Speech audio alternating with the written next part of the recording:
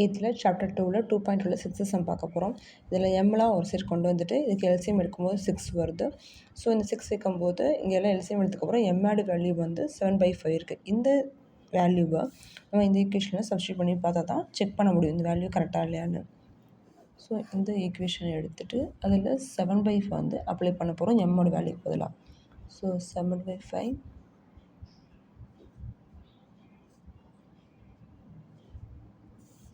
So இந்த போர்ஷனை first நம்ம முடிச்சிடணும்.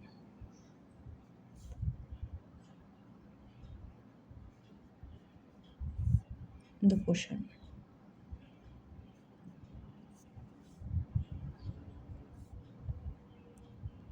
2/5/2 minus 3/5/3.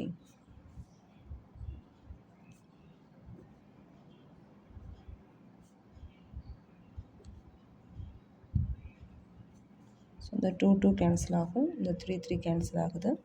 ஸோ 7/5 minus 1/5 1 இங்கே மைனஸ் இருக்கனால ப்ளஸ் ஆகிடுது.